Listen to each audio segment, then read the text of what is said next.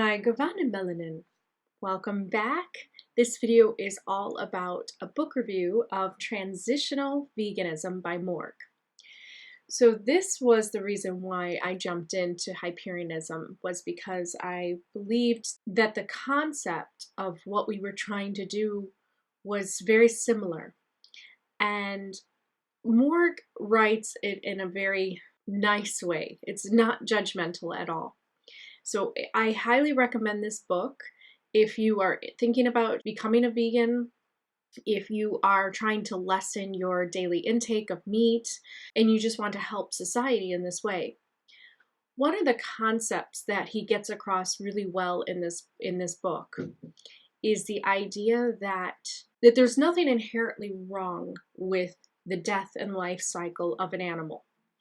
And when we look in the past and we look at the times when people did take from the animals, there was more free-range farms and they were hunting them in the forest, and they were actually hunting them in that kind of way. What we have now in society, because of the large population in the world, what has caused such horrible suffering for animals is the idea that animals are really just bred from birth to death to go into, these terrible factories that just pull out their feathers, or they shove them into tiny confined spaces. The milk industry, if you get a very popular brand and you're not getting from a free range farm, those cows are hooked up to milk machines and they're basically just held there all day long. And these are the types of conditions that we need to lessen. So I want to read you just a little small part from here. We are eternal monads and have eternal selves. When your bodily avatar perishes, you'll still exist as a monad. You are a unique individual. But from the absolute perspective, when viewed as a whole, we are one mind. We are all one right now, but the problem is that many individual monads haven't realized this yet. From the absolute perspective, I am a part of you and you are a part of me. But as individual monads, we are complete and whole on our own. If this ever seems confusing, go back to the image of the single circle and the circle of circles. And this is one of the images that he has in his book. So I bought the ebook version on Kindle, and you can buy it in hard copy or you can buy it as an ebook. And he has that symbol there. Each circle is complete on its own, but taken together, they form something that is greater than each one on their own. They form us, you and I, the universe, the absolute. So that is something that I completely agreed with, and I loved his perspective on veganism in this way, that when we are kind of oblivious or don't care about the suffering and the horrible conditions of animals, we are affecting the whole. And animals are a monad as well. And a monad is an idea of a mind. It's a consciousness or awareness that stems from Pythagoras's teachings. So this idea of a monad has been around secret societies and also those that are more esoteric and essentialism. And this idea of a monad is that when an animal is given the chance to live its life fully and to evolve itself, then it will one day be able to evolve itself and move to a new avatar, which would be a human. So sometimes when you look at your pet, you may think, oh, well, one day you may be a human. And that's something that I always absolutely agreed with. And so for this reason, I really agree with this book in that way. And that's why I started to see myself as helping society by becoming a vegan, because the idea is not to transfer everybody over into vegans. Of course, that would be tyrannical, and it would also not really realistically happen at this time. Human beings can evolve into vegan beings, but this is going to take some time. And it's not always the choice of every soul, every monad. But what we can come together about, being meat eaters, being vegetarians and vegans, is the idea that the animals are suffering in their states of condition that they're at. These factories that have been created need to take a look at their methods and really realize the human aspect of how we are treating animals and how they are connected to us and they reflect us. So the way that we treat animals is impeding on our own psyche, and we're feeling guilt, and there's something that's going on within the human consciousness that when we keep on neglecting the struggling and the suffering of animals, and we kind of are just carnivorous and we don't care and we're just going to kill and kill and kill, that reflects on our own behavior.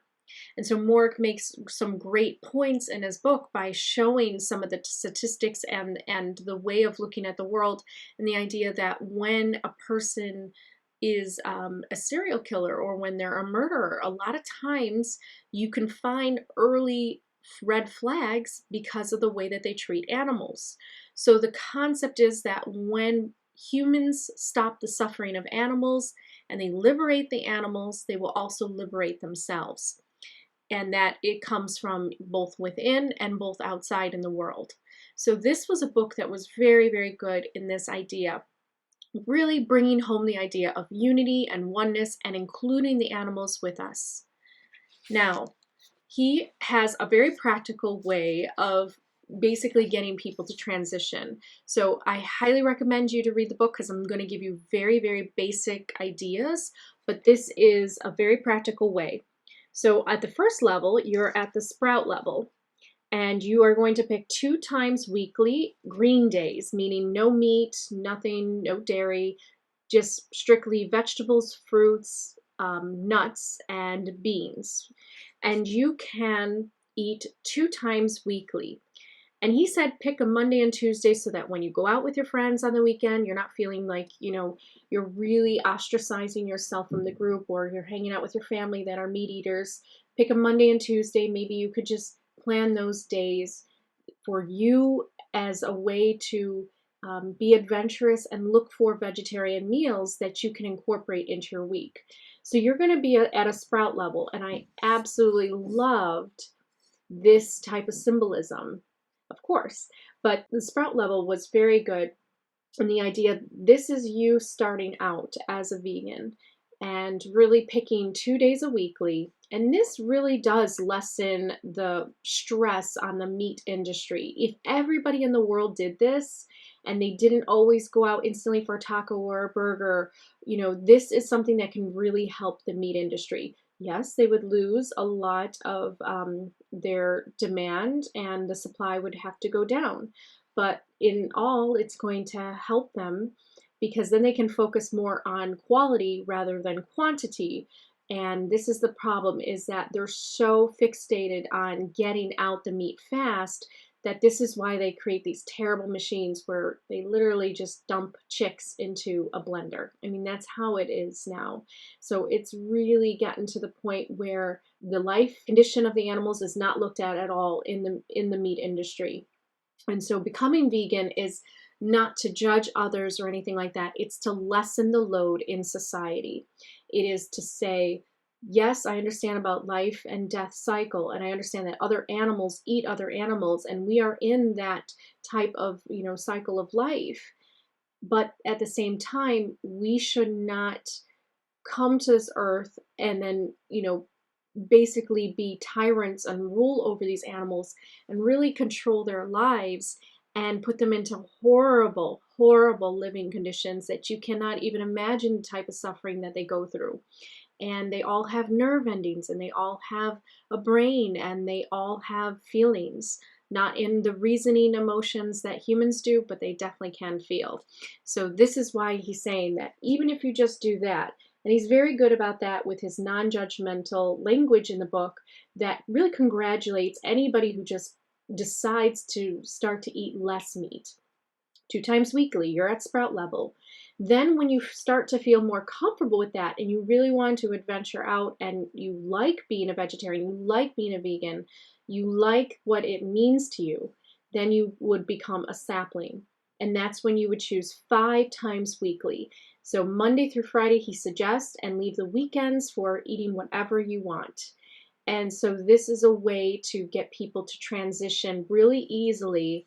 And I really like this. You can even make this 3 days, but I think the 2 days a week is very doable for somebody just starting out. And then when you are ready to totally transition, your whole mindset has changed over, you just cannot even look at meat in the same way, then you would become a oak. And this would be every single day, and you would have 2 shadow days a month. Now, very interesting about the shadow idea is that vegans can have a shadow.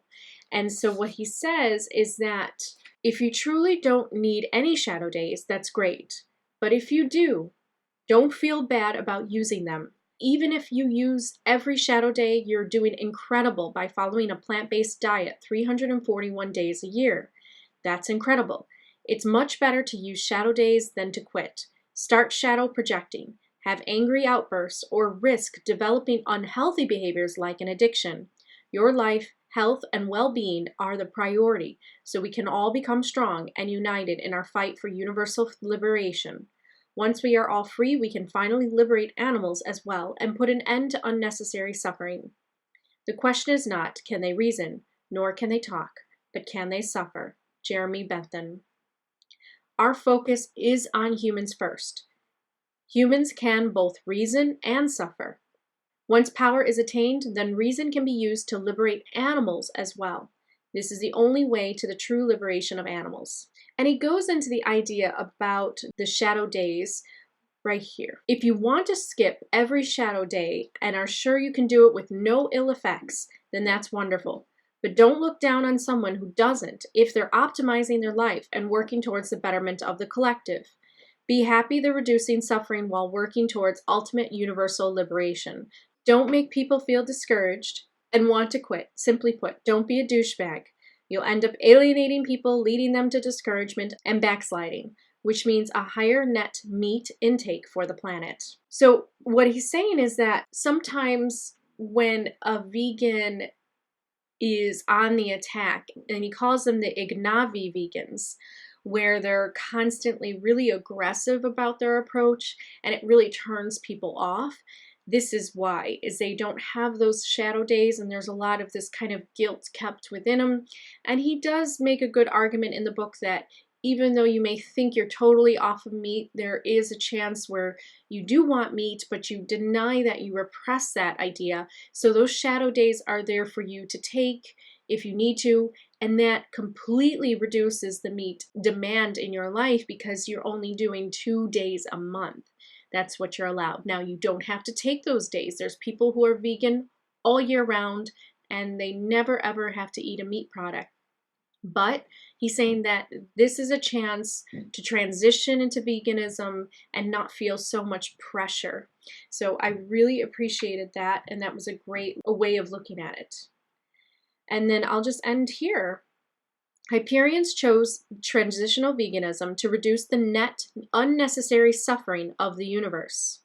This is a direct result of our goal to increase the net optimization of the universe. It also serves as a form of protest against a system of obscene cruelty. The deaths of 56 billion land animals per year is an incredibly suboptimal state, and transitional veganism is a way to protest this and spread awareness. It also has a powerful psychological effect of turning one's attention to the value of life. A person less likely to kill and eat animals is less likely to kill a human. This lifestyle choice has a ripple effect as it causes those who encounter you to reflect on the value of life as well. So this is really the goal. And he said before that if you're a Hyperion, you do not have to be a vegan, but there is going to be this type of inspiration within Hyperionism because they are for helping the whole and uniting the whole. And so I can definitely get behind that. And although we have different ways of viewing things and our perspectives, especially on religion and things like that, I do join the Hyperions in this movement, and I will also be a voice to help stop the suffering and the cruelty of animals, because it's true that nature reflects us. So our cruelty that we show nature will reflect within us and our own behaviors. And that is something that we can all work towards really helping to stop. And once we do that, we will liberate ourselves in a lot of ways. So I absolutely do agree. I think this book was well written. At the very end, there is a really nice little list of recipes, his favorite vegan recipes, and they sound very good, so I'm gonna have to try. But this really shows Morgue in a light where he's not a cult leader. He is a concerned individual who's part of the collective, and he really wanted to motivate people to join him in this movement. And of course, he's not the only mind behind this movement. It is a movement of rationals and those that have been part of the liberation of humanity for a long time. They have been trying to get the power out of the 1% and put it back into the place of the wise people that can represent the rest. So that is my review, and I definitely recommend it. I think it's a really great way, very practical way of transitioning and becoming a vegan. And he does this without judgment. So I really appreciated that. I am somebody that's very concerned about the way that people are made to feel. And he does a nice job where he shows that. Now, I will say, and I give you a little heads up, if you are religious, he does have a bit about that, because diet and religion has played a big part and a role in religion, because in the books it talks about how animals are made for food. And then so he has something to say about that. So just be prepared about that, because you know his thoughts on religion. And so this was a great way of just kind of getting people to understand that your beliefs about animals will construct your reality, and it will help you to become a more kinder, compassionate person towards your fellow being.